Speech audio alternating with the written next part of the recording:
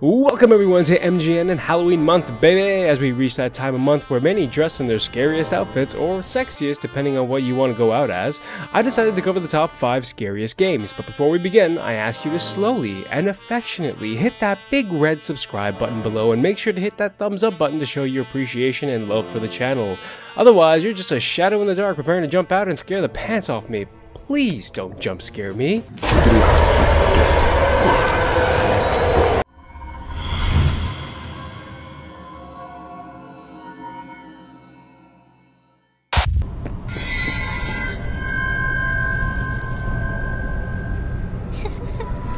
F.E.A.R, or First Encounter Assault Recon, is a survival horror first-person shooter video game. The game's story revolves around a supernatural phenomenon, which F.E.A.R is called to contain. The player assumes the role of F.E.A.R's point man, who possesses superhuman reflexes and must uncover the secrets of paranormal menace in form of a little girl.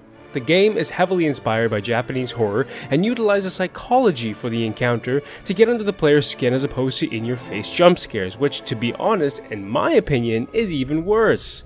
To top it off, F.E.A.R's artificial intelligence allows computer-controlled characters a large degree of action. Enemies conduct travel under crawl spaces, jump through windows, vault over railings, climb ladders, or push over large objects to create cover. Various opponents may act as a team, taking back routes to surprise the player, using suppressive fire, or taking cover if under fire. The game's artificial intelligence is often cited to be highly advanced, using an architecture known as Goal-Oriented Action Planning, or GOAP, and its efficiency helping the game win GameSpot's 2005 Best AI Award and earn the number 2 rank in AI Game Dev's Most Influential AI Games. You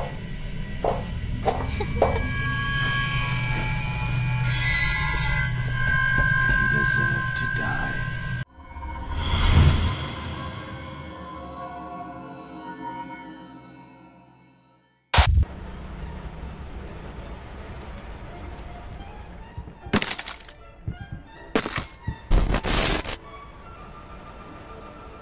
Do you like psychological horror video games? Well, if you do, Layers of Fear is for you. As a fan of horror games, this is one of my very few games in which I've actually stopped playing as I was mentally drained. In Layers of Fear, you control a psychologically disturbed painter who is trying to complete his masterpiece. As he navigates through the Victorian mansions, you discover disturbing secrets about the painter.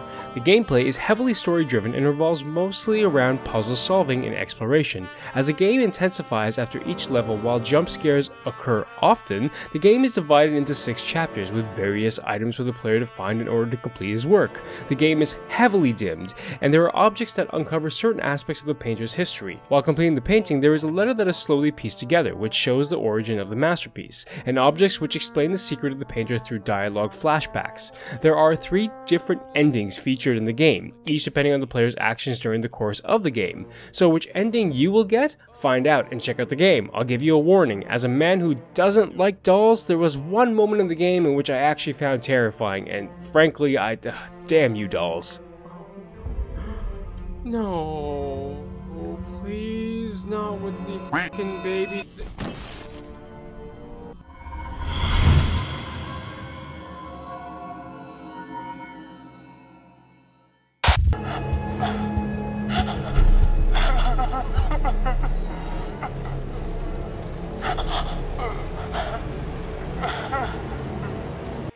PT was the brainchild of Hideo Kojima and Guillermo del Toro, released on the PS4 on August 12, 2014. This game came out of nowhere and amazed fans with its visual fidelity, mysterious atmosphere, and the ability to conjure terror within the smallest of places. PT, which is a simple acronym of Playable Teaser, was intended to be a demo for the upcoming Silent Hill game, which unfortunately got cancelled and would later see PT be removed from the PlayStation Network following Kojima's request. PT centers on an unnamed protagonist who awakens in a concrete-lined room and opens a door to a haunted corridor, in which he can only walk through a hallway which continuously loops and redecorates itself. Already reports on a murder which was committed by the father and later mentioned 2 other cases exactly like it. PT has tremendous potential to be a top competitor if the game were released as planned, but the unfortunate cancellation of what was a highly anticipated game really killed the momentum for it. But for those lucky people who downloaded the game and still have it to this day, it's a treasure to hold and experience just a simplistic game with in-depth fear.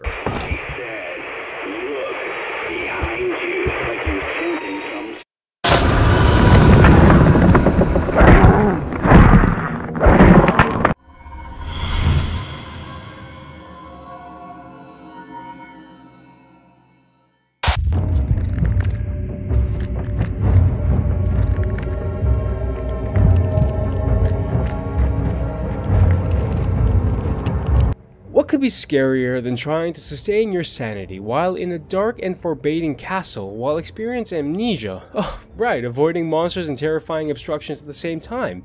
In Amnesia, you play a protagonist known as Daniel, a young man from London who awakens in the dark and empty halls of Peruvian Brandenburg Castle with little to no memory about himself in the past. All he can remember is his name, that he lives in Mayfair, and that something is hunting him. The only thing that he has on him is a note in which states that the shadow is following him, and that he had to deliberately erase his own memory.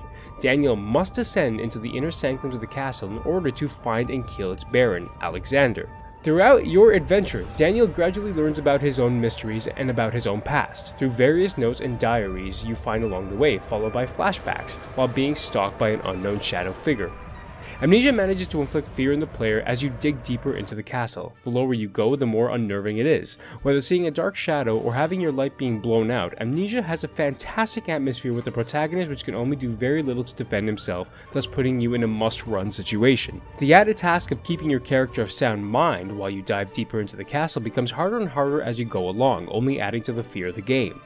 My one recommendation to truly put you in the position of complete immersion is to play the game in a dark room with high sound. I dare you. I dare you.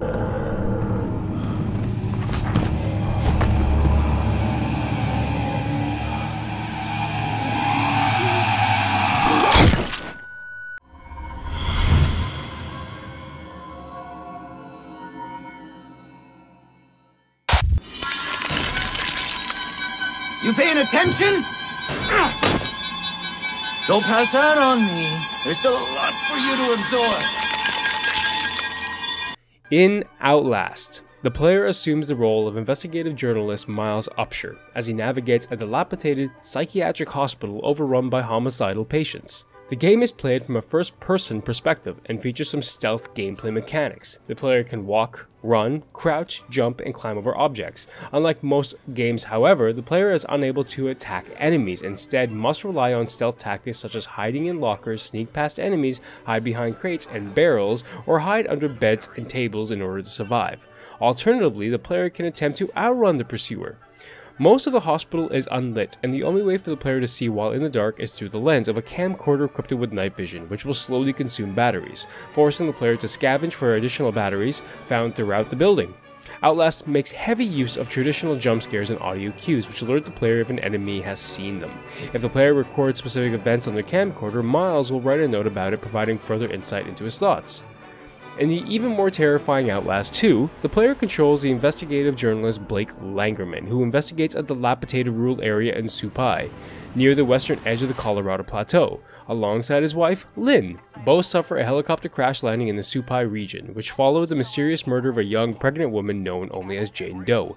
When he wakes up after the crash, Blake finds a pilot of the helicopter skinned, crucified, and his wife missing. Blake makes his way to the nearby town, Templegate, where he learns that the town has sacrificed all their children in the name of God. Blake eventually locates Lynn in the chapel, captured by a cult leader by Papa Sullivan Noth. Noth claims the Templegate lies on the mouth of hell, and that Lynn is pregnant with the Antichrist. They escape the chapel, but Lynn falters, suffering from stomach cramps. The couple are separated once again when Lynn is kidnapped by the heretics of their leader Val, a rival cult who wish to hasten the end of days. Langerman also possesses a camcorder, which has night vision capabilities, so the hunt for batteries is very real in the game. Compared to the first game, Langerman's status as a cameraman means he carries a more advanced camera, one with clearer footage, zoom, and a sensitive microphone that can be used to detect distant footsteps and other noises. But to be honest, that only intensifies the fear. Outlast does a wonderful job in putting you in a must-survive situation with very little to no time available of thinking and what to do next. When you're being chased by a huge scythe-swinging psychopath, whatever way you find, you go. The game manages to really heighten the sense of fear, and thus making this one of the most scariest games in my opinion. Hide you in the blood till the dangers pass you by. That was my top 5 for the week. What are your top 5 scariest games and what makes them terrifying to you? Let me know in the comment section below. Remember guys to make sure to hit that like, look for that big red subscribe button, and don't be scared to subscribe and ding that bell to keep you in the know of all MGN content. Fear is something that derives in all of us. Some love to experience it while others try to limit it. But no matter what, for those horror fans that love a good scare here and there, these games are for ones you do not want to miss out on.